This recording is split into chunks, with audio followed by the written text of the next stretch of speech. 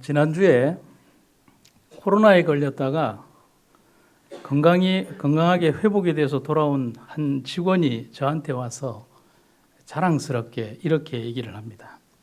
목사님, 요즘은 코로나에 걸린 사람은 인간관계가 좋은 사람이고 안 걸린 사람은 인간관계가 안 좋은 사람이라고 합니다. 목사님은 안 걸리셨죠? 그러더라고요. 가만히 듣고 나니까 저보고 인간관계가 안 좋다는 거잖아요. 이 말을 누가 하셨을지는 대강 짐작이 가는 그분입니다. 성격 좋고 일 많이 하는 우리 집사님이죠.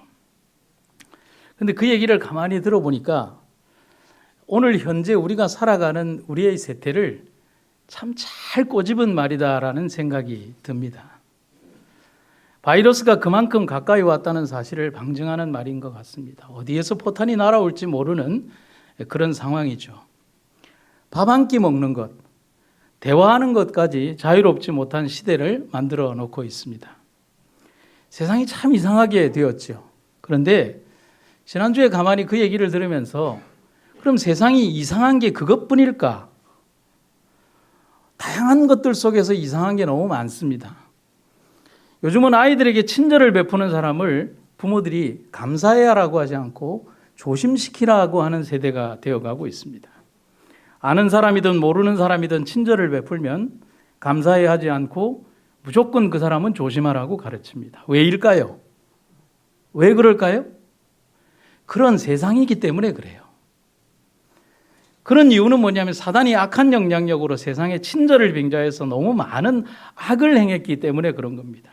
친절을 베푸는 것 뒤에 악하고 나쁜 일을 하는 이들이 너무 많은 세상이 되어버린 이상한 세상이 되어버린 거예요. 누가 와도 절대 문을 열어줘서는 안 되는 세상이고 다른 사람이 베푸는 선을 선 그대로 받아들일 수 없는 세상에 우리가 살고 있습니다.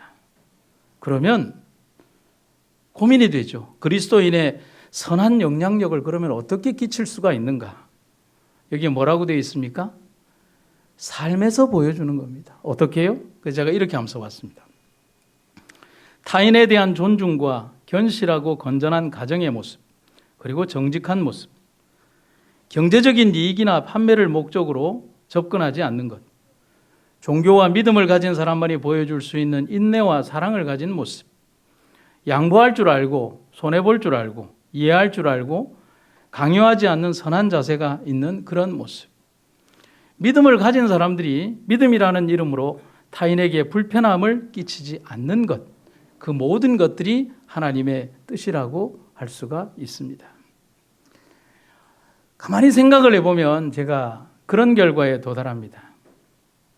현대의 그리스도인으로 살아가는 것은 옛날의 그리스도인들로 살아가는 것과는 또 다른 차원의 불편함을 우리는 지니고 있다는 사실인 거죠. 제가 처음 동네교회를 다닐 때만 해도 성경학교를 한다 그러면 북치고 막 돌아다니니까 한 100명의 아이들이 와 따라왔습니다. 제가 그렇게 옛날 사람이 아닌데도 불구하고 그때 당시만 해도 북만 치면 애들이 100명, 150명이 왔고요. 아이들이 떠들면 우리 집사님께서 떠드는 아이들을 슬리퍼로 때리는 장면도 봤습니다. 그렇게 해도 되는 세상이었어요.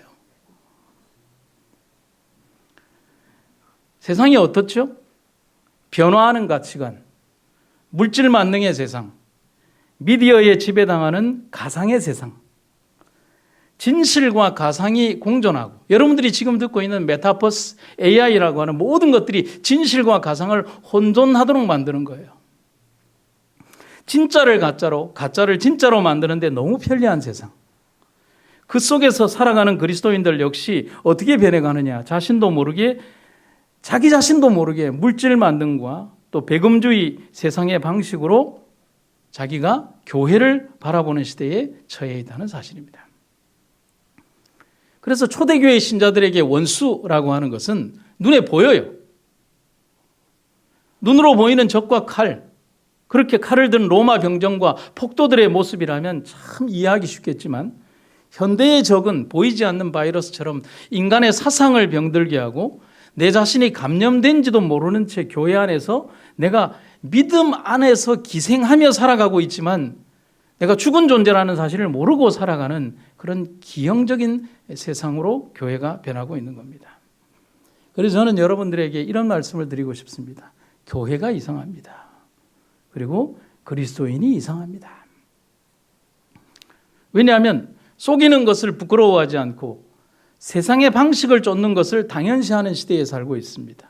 그리고 세상의 방식으로 교회 안에서 교회를 세상처럼 바꾸려 하는 것이 바로 이 교회 안에 물들고 있는 사상이라는 사실이죠. 어쩌면 계시록에 말하고 있는 니골라당의 그 교훈이 바로 이 교회 안에 벌어지고 있는지도 모르겠습니다. 성경은 분명하게 우리들에게 흔들림이 분명히 이르러 올 것이라고 말을 합니다. 하지만 그 흔들림은 증언의 말씀을 통해서 우리가 분명히 깨닫게 되죠. 더욱 강한 믿음을 가지게 만드는 원인이 되게 할 것이라고 말을 합니다. 바람이 불고 땅이 흔들릴 때 어떻게 하십니까? 여러분, 몇 년 전에 저희 집에 이 부산에 지진이 왔을 때 저희가 14층 저희 집에 살 때 얼마나 많이 흔들렸는지 몰라요. 여러분, 사람을 잘 선택하고 살아야 돼요. 제가 막 이렇게 흔들리니까 저는 어떻게든지 이렇게 밖으로 나가려고 하는데 저희 집 사람이 저를 데리고서 그리고 가면 안 된다고 베란다로 가자고 그러더라고요. 나중에 알고 보니까 거기가 제일 먼저 죽는 장소라고 하네요. 바람이 불고 땅이 흔들릴 때 사람들은 넘어지지 않기 위해서 가만히 있는 게 아니라 더 강하게 흔들림을 이겨내려고 하는 겁니다. 슬픔이 극한적으로 오면 그 슬픔을 이기려고, 고통이 이르러 오면 그 고통을 이기려고, 죽음이 닥쳐오면 그 죽음을 극복하려고 말입니다. 여러분들에게 말씀드립니다. 흔들리지 마십시오. 흔들어도 견뎌내시기를 간절히 바랍니다. 흔들림을 당할 수 있는 것은 무엇이든지 흔들리게 될 겁니다. 오직 영원한 반석에 저들의 영혼을 고정시킨 자들만이 굳건히 설 수 있을 것입니다.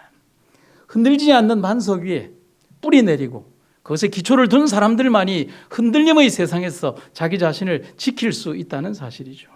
오늘 특별히 믿음의 첫 출발을 하는 5명의 사람들에게 저는 부탁드리고 싶은 말씀이 바로 이겁니다. 여러분의 신앙을 가치 없는 것으로 만들지 말기를 간절히 바랍니다.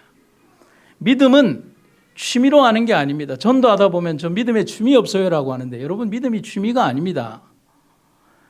믿음은 여러분들의 기호에 따라 선택하는 것도 아닙니다. 믿음의 선택은 생명이 되어야 되고 변하지 않는 마음으로 하나님을 선택하는 것입니다. 그 선택이 여러분들의 삶 전체의 터닝 포인트를 가져다 줄 것입니다. 오늘 본문의 말씀입니다. 그러므로 내 사랑하는 형제들이여 굳게 서서 흔들리지 마십시오. 여러분의 수고가 주 안에서 헛되지 않음을 알고 항상 주의 일에 더욱 힘쓰는 사람들이 되십시오. 첫 번째, 흔들리지 않는 첫 번째 방법은 든든한 기초를 닦는 겁니다. 간단하죠? 집을 지을 때 가장 많은 노력과 재정을 쏟아야 하는 것은 이태리째 대리석, 어디 명품의 어떤 이런 가구 재료들이 아닙니다. 보이는 부분보다 보이지 않는 부분이어야 합니다. 건물의 외형과 미관은 세월과 시간에 따라 바꾸고 교체할 수 있지만 집의 골조와 기초는 교체할 수 없기 때문에 그렇습니다. 든든한 기초가 그 집의 안전은 물론 오랜 세월을 지탱하는 것입니다. 우리나라에 아주 오래전에 타워링이라고 하는 영화가 개봉된 적이 있습니다. 아주 큰 건물이 미국에 들어서고 그 건물이 어느 날 개소식을 하고 난 얼마 되지 않아서 건물 전체가 100몇 층으로부터 불타올라서 사람들 수백 명이 죽어나가는 겁니다. 그 화제의 모티브가 되었던 것이 우리나라의 대원과 과제입니다.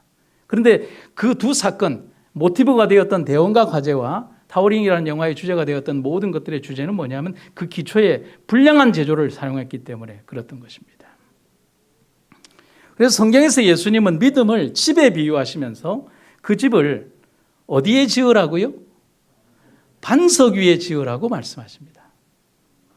누구든지 나의 이 말을 듣고 행하는 자는 그 집을 반석 위에 지은 지혜로운 사람 같으리니 비가 내리고 창수가 나고 바람이 불어 그 집에 부딪히되 무너지지 아니하나니 이는 주초를 어디 위에 놓은 연고요? 반석 위에 놓은 연고다. 여러분, 우리가 잘 알고 있잖아요. 반석은 성경에서 예수 그리스도를 나타내는 은유적 고유명사입니다.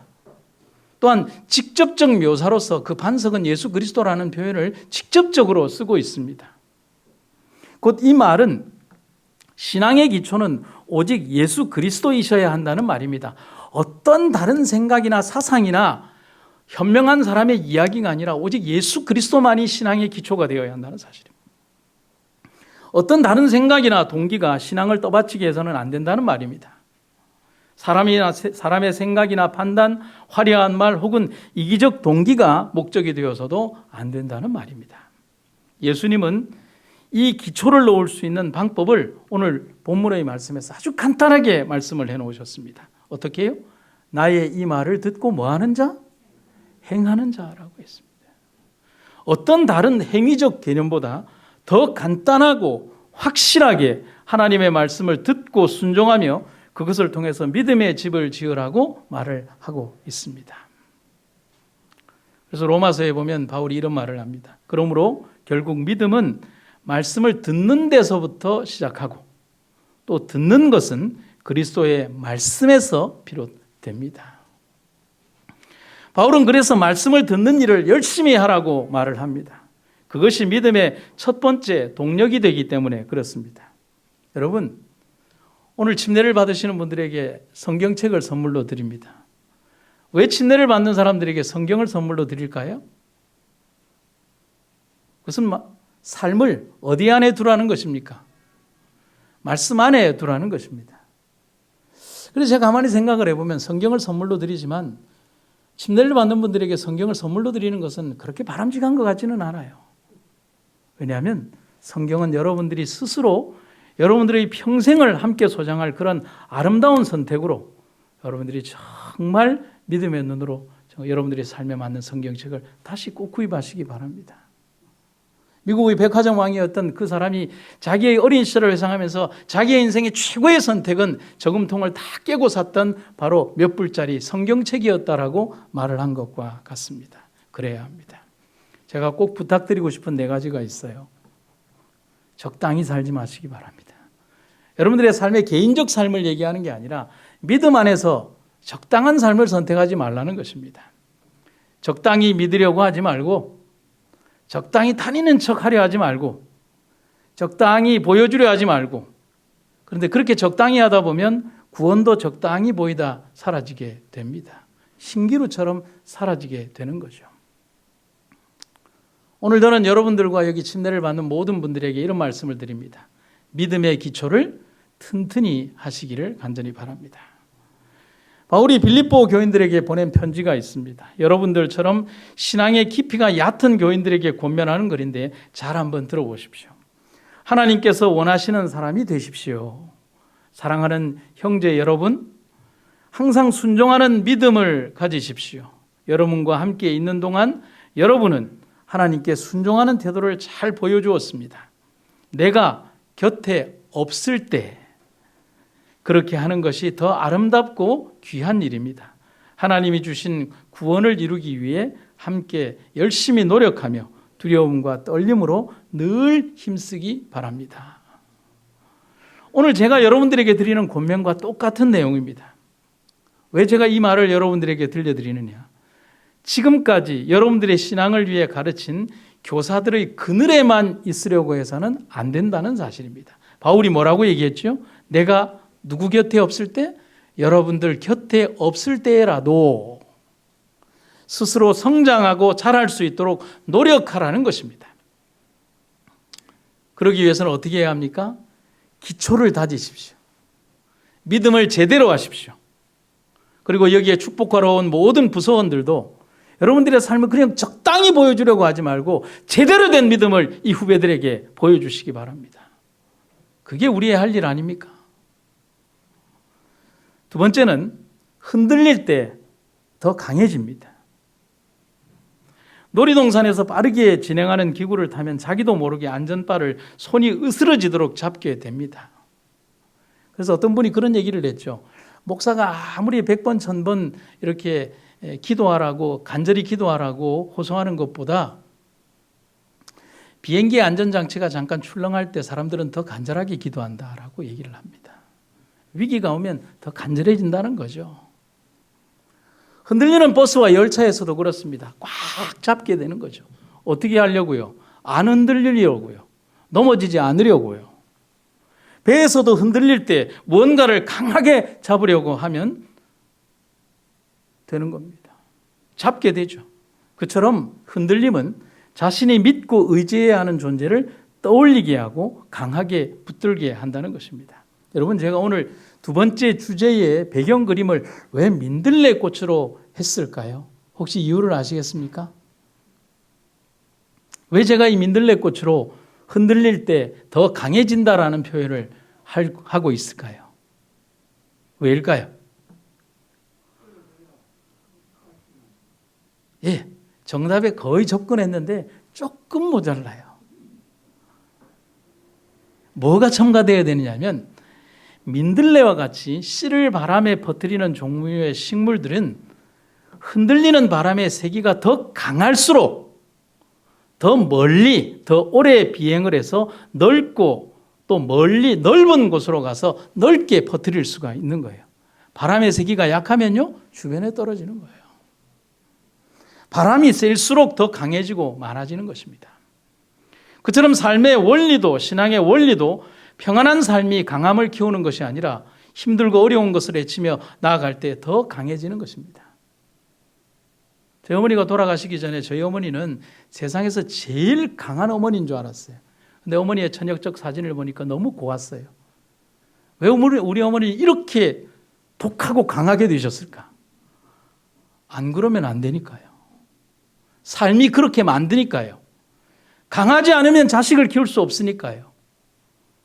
홀로서 자식들을 키우는 게 어려우니까요. 모질게 살아남아야 하니까요. 강해야 하니까요. 삶이 우리에게 많은 환난과 어려움을 줄 때 우리는 연약하게 있는 게 아니라 더 강해질 수밖에 없는 거예요. 그래서 성경에서 흔들림을 키질로 비유한 것도 흔들림을 통해서 알곡과 가라지가 분별이 되고 흔들림을 통해서 참 믿음과 가짜 믿음이 분별되기 때문에 그런 겁니다. 그래서 그 흔들림 가운데에서 믿음은 더 강해지는 겁니다. 오늘 여러분들을 둘러싼 삶의 어렵고 힘든 과정들이 있다면 여러분, 그것을 통해서 하나님을 원망하려 하지 말고 그것을 통해서 더 강해지시기를 간절히 바랍니다. 도종환 시인의 흔들림에 피는 꽃이라고 하는 시가 있는데 이 시가 오늘 설교의 내용과 좀 맞습니다. 한번 읽어드리겠습니다. 흔들리지 않고 피는 꽃이 어디 있으랴. 이 세상 그 어떤 아름다운 꽃들도 다 흔들리면서 피었나니 흔들리면서 줄기를 곧게 세웠나니 흔들리지 않고 가는 사랑이 어디 있으랴. 젖지 않고 피는 꽃이 어디 있으랴. 이 세상 그 어떤 빛나는 꽃들도 다 젖으며 피었나니 바람과 비에 젖으며 꽃잎 따뜻하게 피었나니 젖지 않고 가는 삶이 어디 있으랴. 여러분, 우리의 신앙도 흔들림 없이 천국까지 가리라 기대해서는 안 됩니다. 그냥 가만히 앉아 있으면 택시의 승객의 앉은 좌석처럼 그냥 가만히 목적지에 가서 아무런 비바람 없이 그냥 그 자리에 톡 내려다 주기를 바라서는 안 됩니다. 그렇게 바란다고 해서 그렇게 되지도 않아요. 증언의 말씀입니다. 곧 하나님을 섬기는 자들과 섬기지 않는 자들 간에 맹렬한 전쟁이 일어날 것이다. 곧 흔들릴 수 있는 모든 것들은 흔들림을 당하고 흔들릴 수 없는 것들은 그대로 남게 될 것이다. 여러분들이 바로 그렇게 남게 되는 흔들림을 당하더라도 끝까지 살아남는 잡초와 같은 믿음을 소유하시게 되기를 간절히 바랍니다. 반석 위에 그리고 뿌리를 깊이 내리지 않은 신앙은 시간이 지나면 말라버립니다. 예수님은 그것을 비유를 통해서 가시떨기에 돌밭에 그리고 길가에 뿌려진 씨들처럼 결국은 있었던 흔적만을 남긴 채 사라져버리는 존재들이 되어서는 안 된다라고 우리들에게 권면하고 있습니다. 오늘 우리의 믿음은 어떻습니까? 제가 오늘 질문을 좀 드릴까요? 오늘 침례받으신 이지영 선생님 한번 보셔요. 냉장고 어떻게 고르십니까? 저거 이렇게 하고 고르십니까? 아니죠.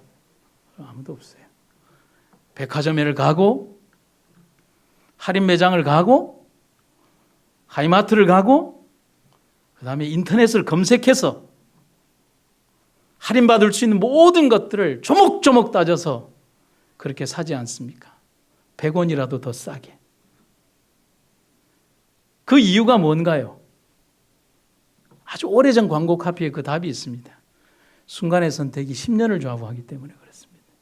한번 잘못 사고 나면 옆집에 15,000원 싸게 산 것 때문에 10년을 가슴을 두드리며 사는 거예요. 두 번째 질문. 여러분, 배우자를 어떻게 선택하십니까? 대충 그까이 거 인물 보고 잘생겼네, 오케이. 아니면 대충 돈 많으면 오케이. 아이고 뭘 귀찮게, 대충 귀찮아서 적당히 넣어, 이러고 사십니까? 아니지 않습니까?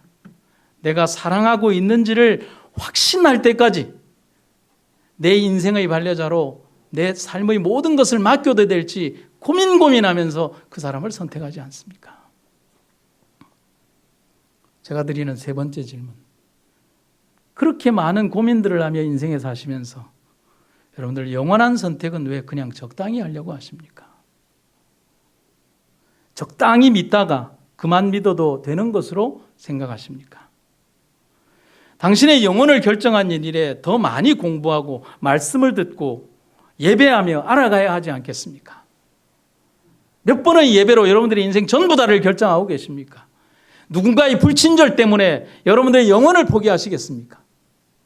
여러분의 삶의 어떤 일들 때문에 여러분의 인생 전체 다가 걸려있는 그것에 대하여 여러분들이 포기를 하시겠습니까? 사람들은 얘기합니다. 왜 하나님을 믿다가 믿지 않으시냐고요. 이런 일들 때문이라고요. 그 변명이 여러분을 위한 겁니까? 여러분의 변명을 위한 겁니까? 어떻게 심은 지 하루 만에 뿌리가 내리기를 바라고 믿기만 하면 돈을 벌고 믿기만 하면 내가 바라는 모든 것이 도깨비 방망이 휘두르듯이 이루어지리라고 생각하십니까? 믿음으로 육신의 치료를 받는 사람보다는 믿음으로 치료받지 못하고 잠드는 사람들은 더 많이 있습니다. 그런데도 우리가 하나님의 능력을 의심하지 않는 것은 지금 우리가 살아가는 이 생의 삶이 우리의 영원한 목표가 아니고 우리가 바라보는 영원한 삶이 우리의 목표이기 때문에 그렇다는 사실입니다. 제가 좋아하는 이야기가 있어요. 바닷가에 조개를 줍는 두 아이가 있습니다. 한 아이는 작고 한 아이는 큽니다. 참 친한 친구예요. 두 아이들이 조개를 주우면서 깔깔거리고 잘 지나다니는데 해변가를 쭉 갔는데 정말 크고 좋은 조개 껍데기 하나가 눈에 딱 보이는 것입니다. 거의 동시에 본 것 같지만 작은 아이가 먼저 보고 쫓아 뛰어갔어요. 잡았습니다. 너무 좋은 거예요. 그런데 그것을 뒤늦게 발견하고 쫓아온 키 큰 아이가 너무 욕심이 난 거예요. 힘으로 그것을 빼앗아 버린 겁니다. 너무 큰 상처가 됐죠. 그러고 나서 어떻게 할까요? 같이 걸어갈까요?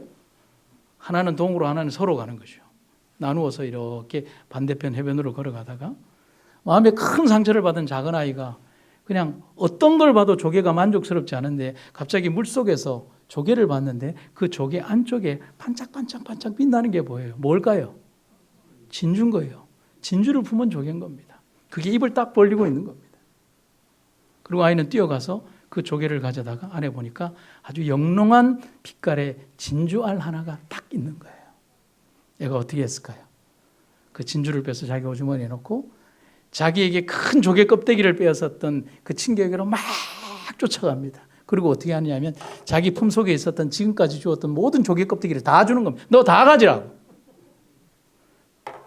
그 조개 껍데기를 받은 그 소녀는 좋아가지고 그냥 조개 껍데기에 만족하며 그냥 너무 그냥 좋아서 뛰고 있는데 또 그 조개 껍데기를 주고 난 작은 소녀는 또 다른 반대편으로 막 뛰어가서 껍데기가 아닌 진짜를 주기 위해서 전혀 다른 방향으로 가는. 그러나 껍데기에 만족했던 아이는 여전히 껍데기를 주우려고 다니는 거예요. 더 아름답고 영원한 것을 소유한 사람은 그 아래의 것을 더 이상 탐하지 않습니다. 그걸 아는 것, 그걸 경험하는 것이 믿음의 성장이며 또 그것을 발견하려 될 때 우리는 든든한 반석 위에 그제서야 뿌리 내리는 겁니다. 그런데 대부분의 사람들이 그렇게 하지 않아요. 바울의 근면입니다. 그래서 너희는 더욱 큰 은사를 사모하라. 제가 마지막으로 한 얘기를 좀 들려드리겠습니다. 1890년 11월 3일에 준공된 데이코쿠 제국 호텔이라고 하는 일본의 외색이 깊은 한 건물이 있습니다. 원래의 건물은 아니고요. 이것은 이제 나중에 리모델링이 된 신건물인데 예전의 건물은 다음에 나옵니다. 근데 이 낡은 건물 옆에 새로운 본관을 건물을 1912년에 건축하기 위해서 호텔의 총지배인이었던 하야시 아이사쿠라고 하는 이 건물의 총지배인, 아마 사장쯤 되는 분이요. 그냥 자기들의 기술로는 훌륭한 건물을 지을 수 없다고 생각을 해서 그때 당시 미국에서 가장 유명한 건축가인 프랭크 로이드 라이트라고 하는 사람에게 신관 건설을 의뢰를 합니다. 이분이 굉장히 유명한 건축가인데 대단히 유명한 건물들을 많이 남긴 사람이에요. 그래서 프랭크 로이드 라이트는 이 건물 건축을 위해서 일본을 방문하고 또 건축을 위해서 사용되는 석재부터 일상생활용품에 사용되는 목재의 선정에까지 전부 다 철저히 감독합니다. 이 감독의 특징이 뭐냐면 완벽주의자거든요. 독수리가 날개를 펼친 것 같은 거대한 호텔의 형상은 실제로는 작은 부분들이 연결돼 합쳐진 연결 구조로 되어 있어서 건물 전체가 유연성을 갖게 하는 동시에 일부 지역에 파손이 있어도 전체는 피해를 끼치지 않는 구조로 설계되었습니다. 현대로 말하면 내진 설계를 한 겁니다. 또 대규모 호텔로는 세계에서 처음으로 전체 건물에 스팀 난방을 채용하는 등 내진과 방화에 대비한 획기적인 기술을 도입한 설계를 했습니다. 아까 말씀드린 것처럼 라이트 건축가는 완벽한 건물을 추구했습니다. 문제는 여러분, 건물을 이렇게 지으면 어떤 문제가 발생을 할까요? 돈의 문제가 발생을 합니다.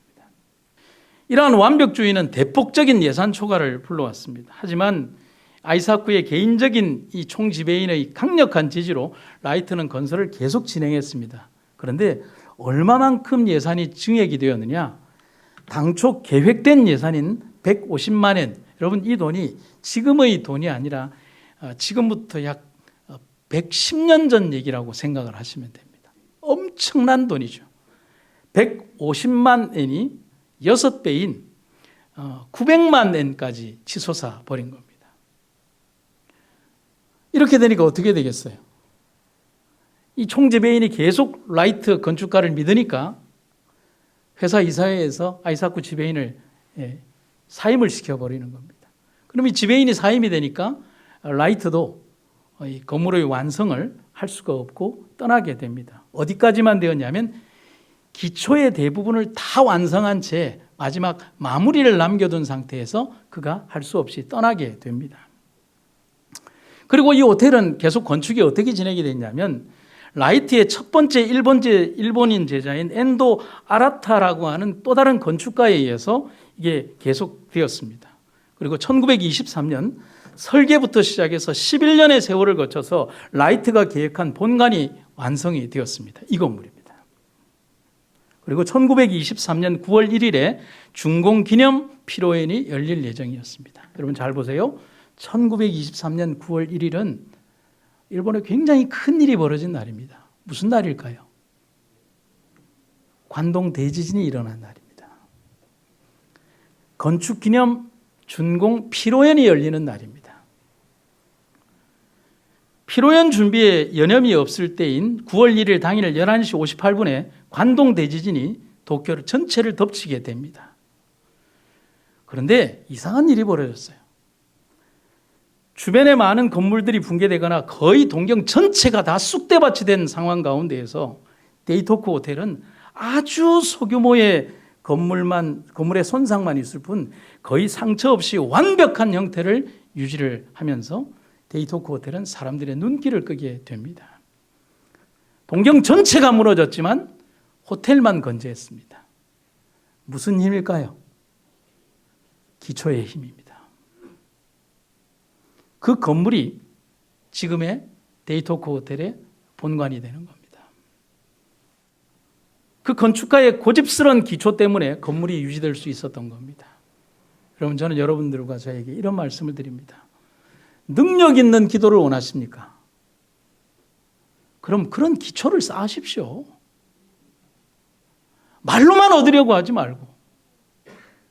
흔들리지 않는 신앙을 원하십니까? 그럼 그런 기초 위에 서십시오. 부러워하지만 말고. 기도를 마친 후 응답이 즉시 이루어지지 않는다 해도 근심하지 말고 기다릴 것이며 불안해하지 마라. 요동하지 말라. 약속을 굳게 붙들라. 끈질기게 졸라대던 과부처럼 목적하는 바를 확고하게 하고 그들의 형편을 부지런히 아뢰라. 그 목적하는 바는 그대에게 기묘하고 심히 중대한 것인가? 그렇다면 요동하지 말 것이다. 이는 그대의 믿음이 시련을 당할 것이기 때문이다.